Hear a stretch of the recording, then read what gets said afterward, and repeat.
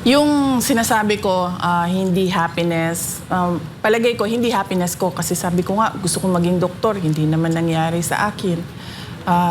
Gusto kong maging 3-term. Ito talaga, ito talaga hanggang ngayon, masakit sa loob ko ba na hindi ko masabi sa mga tao, oy, 3 consecutive terms ako na mayor. Kasi kung isipin mo, 9 years yun mas mataas pa yun kesa sa termino ng vice president. So, yung tiwala ba ng tao na ibalik-balik ka niya doon sa posisyon na yon, parang para sa akin, napakalaking accomplishment bilang isang tao. So, hindi pa rin. Wala pa rin sa akin. So, ang tingin ko, hindi para sa akin ang magplano kung ano yung kagustuhan ko sa buhay ko. Ang para sa akin ay makinig sa Diyos at makinig kung ano sinasabi ng taong bayan. Kaya yun ang sinabi ko. Yung turning point ko, halimbawa, bababa ako kasi may bibilin ako sa 7-Eleven. Bibili akong kape. Tapos, yung security guard magsasabi, lumabang ka. Wala man siyang, hi, hello, uy, Inday Sara, wala. Sabihin lang niya, lumabang ka. Ganon lang. At marami yun, hindi lang isang tao ang nagaganon. So parang ako ba, nararamdaman ko na yung, kumbaga, desperation nila. Kasi namimilit na sila ng isang tao na nagsasabi din na ayaw ko yung buhay ng politiko. So parang ako, 47 years akong ganyan. One day, noong Christmas break, naisip ko,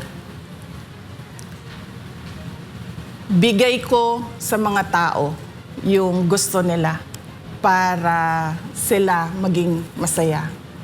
So yung mission ko ay hindi yung kasiyahan ko, kundi kasiyahan ng mas nakararami. Actually, ma'am, ikiwento ko lang sa inyo itong mga nakaraang panahon. Na-frustrate po talagang tao kasi kita natin, tumataas ang bilihin. Alam na natin, most corrupt yung 2025 budget. Tapos inulit pa ngayon 2026. Lahat ng tao, tapos nagrarally, pero wala naman nangyayari. Talagang frustrated na. May point na nga sa kanila na ayaw na nila makialam sa politika dahil grabe. Kaya nung nag-announce po kayo, tuwan-tuwa talagang mga tao. Nabuhayan, parang salamat, may aayos na sa Pilipinas. Meron po ba sa part sa buhay ninyo, since pagtungtong ninyo, hindi tinuloy yung supposedly continuity, tapos inaraw-araw pa kayong banatan, meron po bang part sa buhay nyo na parang, ayoko na, suko na ako? Wala. Dito sa pagiging vice president, walang nangyari na ganun sa akin. Kasi ang pinanghahawakan ko, yung bumoto sa akin yung 32 million na mga Pilipino na bumoto sa akin, na kapag sumuko ako, parang sila yung sumuko, parang napahiya sila. So, hindi ko gagawin yon. Kaya ako, noong binabanatan na ako, hanggang ngayon binabanatan pa rin ako, hindi talaga ako susuko. Kaya nga, di ba, yung iba, sabi nila na magre-resign na ito or i-impeach ka. Parang sa akin, hindi ako magre-resign. Kung meron kayong impeachment, edi i-impeach ninyo ako. Pero hindi talaga ako aalis kung saan ako nilagay ng mga tao kasi tiwala nila yung binigay nila sa akin. So, in consideration, yung issue ng pamilya, hindi ba kayo nababahala doon na sa deklarasyon nyo na ito, pwedeng mawalan kayo ng time with your family? Yung nakakaalam lang na mag-a-announce ako noong Miyerkules ay yung nag-edit ng Tagalog sa speech. Kasi hindi ako native Tagalog speaker, so medyo hirap ako mag-compose ng sentences sa Tagalog. Inedit niya yung speech ko. Siya, nakakaalam siya. Pangalawa, yung husband ko, si Manases, at yung mga anak namin. Kasi sinabihan ko na sila na tatakbo akong Pangulo. Lalo na yung mga bata, tinanong ko sila, may mga iniisip ba kayo? May worries ba kayo? May concerns ba kayo? May mga tanong ba kayo sa akin? Tapos binigyan ko sila ng mga ilang araw. Tapos binalikan ko sila, sabi ko, may tanong na ba kayo? Tapos pinag-usapan namin.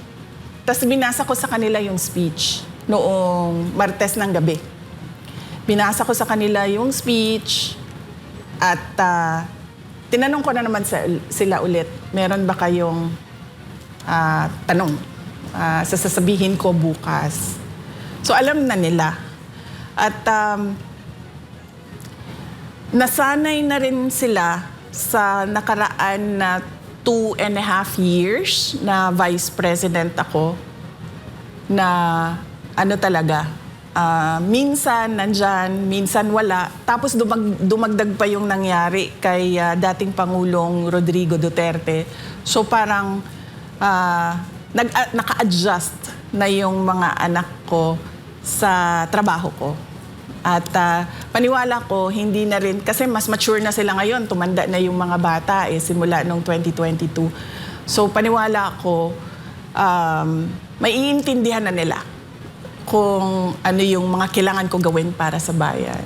So, ibig sabihin po pala, walang nakakaalam na ibang politiko or any supporter, funder. Talagang sarili niyong desisyon nito dahil sa panawagan ng taong bayan sa inyo? Oo, walang, kahit mga kapatid ko. Yung mama ko, sinabihan ko siya. Kaso hindi niya ata kasi naintindihan, nagagawin ko na ngayon. Yun. Sinabihan ko siya, hindi para magpaalam, kundi para lang ma-inform siya. Pero yung nakakaalam talaga ng detalye, yung mga anak ko, tsaka yung asawa ko, tsaka yung nag-edit ng Tagalog sa speech. Pero may tanong din ng taong bayan kasi nung in-announce nyo to, galing po kayo sa The Hague kay Pangulong Duterte. Meron po bang sinabi sa inyo na nag-convince? Pilano nyo po ba? O wala po?